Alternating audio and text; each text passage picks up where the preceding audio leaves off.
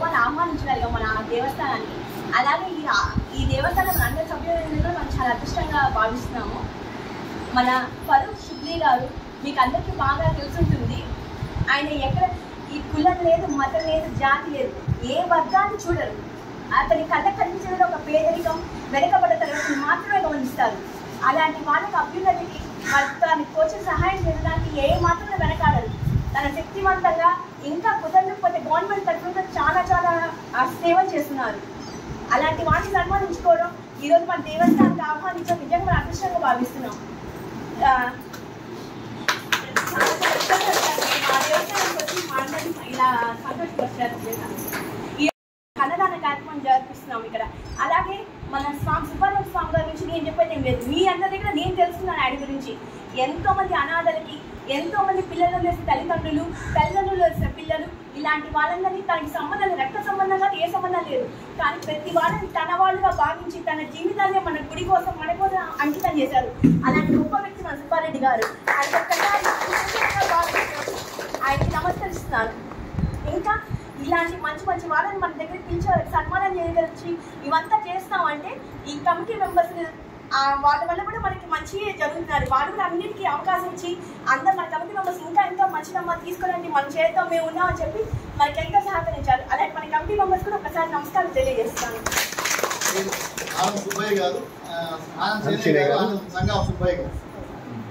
మీ అందరికి ఒక్కసారి కూడా ధన్యవాదాలు తెలుపుతున్నాను సార్. మీ అందరు రావడం, మీ అందరి ద్వారా ఇంతమందికి ఈరోజు అన్నదానం జరిపించడం ఇంత మాకు ఎంతో సంతోషంగా ఉంది. మీరు చాలా దూరం ప్రయాణం చేసి వచ్చి మా అందరి కోసం ఇంత దూరం ప్రయాణించారు. మీ ఒక్కసారి మీ మాటలో మీ గురించి ఒకసారి నమస్కారం అండి. నా పేరు ఫరూక్ షిబ్లీ. ఒక చిన్న సంస్థ మైనారిటీ హక్కుల పరిరక్షణ సమితి అని ముఖ్యంగా మన సంస్థ ఏమిటంటే నన్ను చూడంగానే మీరందరూ ఒక ముస్లిం అన్న సంగతి మీరందరికీ కూడాను నా ఆహార్యాన్ని చూస్తే మీకు ఇట్టే అర్థమవుతుంది. కానీ నేను మాట్లాడటం మొదలుపెట్టిన తర్వాత మీరు నన్ను ఒక ముస్లింగా కాకుండా నన్ను ఒక భారతీయుడిగా గుర్తిస్తారు అని చెప్పడంలో ఏమాత్రం కూడా అతిశయోక్తి లేదు. ఎందుకంటే ఈ దేశం యొక్క గొప్పతనం భిన్నత్వంలో ఏకత్వం, ఇదే దేశ ప్రగతికి మూల మంత్రం అన్న ఏదైతే సిద్ధాంతం ఉందో ఆ సిద్ధాంతాన్ని మేము మరియు మాతో పాటు ఉన్నటువంటి అందరూ ఎవరైతే మా కమిటీ సభ్యులు ఉన్నారో మనందరం కూడాను నరనరాన జీర్ణించుకొని ఈ రోజున భారతదేశంలో కులం లేదు, మతం లేదు, ఎటువంటి భేదాభిప్రాయాలు లేకుండా మతం ఉంటే కనుక ఒక 4 గోడల మధ్యలో, నేను ముస్లింగా ఉంటే కనుక నేను ఏం చేసినా కానీ నా 4 గోడల మధ్యలో నేను ముస్లింగా నా యొక్క ఏదైతే ఆచార ఆహార్య వ్యవహారాలు ఉన్నాయో వాటిని నేను నా 4 గోడల మధ్యలో వివరిస్తాను. కానీ నేను బయటకు వచ్చిన తర్వాత మీ అందరితో పాటు కలిసి నేను కూడాను ఒక భారతీయుడు. ఇది ఈ భారతదేశంలో ఇన్ని మతాలు ప్రతి 30 కిలోమీటర్లకి భాష యాస మారిపోయి ఇక్కడ ఒక విధంగా మాట్లాడతాము, కాస్త దూరం పోయిన తర్వాత ఇంకో వేరే విధంగా ఇదే తెలుగు భాష, కానీ ఈ భాషను వేరే వేరే యాసల్లో పలుకుతుంటాం. ఇక్కడ మనం తినే తిండి ఒక వేరే రకంగా ఉంటే కనుక కాస్త ఒక 30, 40, 50 కిలోమీటర్ల దూరం పోయిన తర్వాత మా యొక్క ఆహార వ్యవహారాలు కూడాను పూర్తిగా మారిపోతాయి. కానీ అయినా కానీ మనం అందరం కూడాను భారతీయులం అంటే అందులోనే ఉంది భిన్నత్వంలో ఏకత్వం అన్న ఏదైతే ఈ దేశానికి మాత్రమే, ఈ ప్రపంచంలో ఉన్నటువంటి అన్ని దేశాల్లో కల్లా ఈ దేశానికి ఉన్నటువంటి గొప్పతనం ఏంటంటే ఇదే అంత సంగతి మనం అందరం కూడా తెలుసుకోవాల్సినటువంటి అవసరం ఉంది. ఇందాక మీరందరూ గమనించుంటారు, నేను ఒక విషయం మీ అందరికి కూడా, ఎందుకంటే కొంతమందికి ఏమైనా ఇబ్బంది కలిగి ఉండవచ్చు, లేకపోతే మీ మనోభావాలు కానీ లేకపోతే ఏదైనా కానీ ఎక్కడైనా కానీ నేను మీకు ఇబ్బంది కలిగించినా, మరీ ముఖ్యంగా పెద్దలు స్వామివారు ఆయనకి కూడాను నా యొక్క క్షమాపణలు అర్పిస్తూ ముందుగా నా యొక్క ఒక చిన్న మాట నేను మీకు తెలియజేస్తాను. అదేమిటంటే రాజకీయ నాయకులు వారి యొక్క రాజకీయాల స్వలాభాల కోసము వారు తల మీద టోపీలు ధరిస్తారు. అదేవిధంగా ఎవరైతే ముస్లింస్ రాజకీయ నాయకులు ఉన్నారో వారు కూడా గుళ్ళకు వచ్చి బొట్లు పెట్టించుకొని లేకపోతే ఏదైతే ఇక్కడ ఉన్నటువంటి ఆచారం ఉంటుందో ఆ ఆచారాన్ని వివరిస్తారు. కానీ మొత్తం అయిపోయిన తర్వాత మాకు హిందువులకైతే కనుక పంగనామాలు పెడతారు, ముస్లింలకైతే కనుక మంచి కుర్చీ టోపీ ఒకటి ధరించి పెడతారు. కాబట్టి నేను ఏదైతే ఉన్నానో నేను అలాగే ఉంటాను. స్వామివారు ఎలాగైతే ఉన్నారో ఆయన అలాగే ఉండాలి. నేను ఆయన్ని గౌరవిస్తాను, ఆయన నన్ను గౌరవిస్తారు. ఇదే ఈ భారతదేశం నాకు నేర్పించింది. ఈ దొంగ పనులు, దొంగ మాటలు ఇవన్నీ కూడా చేయాల్సినటువంటి అవసరం ఏమాత్రం లేదు. నేను మీ దగ్గరకు వచ్చాను, మీరు నన్ను ఆహ్వానించారు, ఇంత ప్రేమపూర్వకంగా మీరు అన్ని చాలా నాకు సంస్కృతం ఇంటర్ ఫస్ట్ ఇయర్లో సంస్కృతం కూడా చదువున్నాను నేను. కాబట్టి ఇందాక పంతులు గారు చదివినటువంటి ఏదైతే పద్యాలు ఉన్నాయో ఆయన నా యొక్క ఆరోగ్యం కోసం, నా యొక్క ఫ్యామిలీ కోసం, నా యొక్క రాజకీయ భవిష్యత్తు కోసం, అదేవిధంగా రాబోయే ఏదైతే కీడు ఉందో వాటన్నిటి నుంచి కూడాను దూరం జరగాలి అని చెప్పేసి ఆయన ప్రార్థన చేశారు. కాబట్టి ఎవరు ఏం చేసినా కానీ మనం ఈ సృష్టిని సృష్టించినటువంటి దేవుడు ఒక్కడే, అందులో మాత్రం ఎటువంటి సందేహం లేదు. మీరు ఒక విధంగా ఆచరిస్తున్నారు, నేను ఒక విధంగా ఆచరిస్తున్నాను, ఇంకో సోదరుడు ఇంకో విధంగా ఆచరిస్తున్నాను. నేనేమంటానంటే ఈ మతం మారడము లేకపోతే మతాల మధ్యలో చిచ్చులు తీసుకుని రావడం అనేది నిజంగా చాలా చాలా చాలా దౌర్భాగ్యము.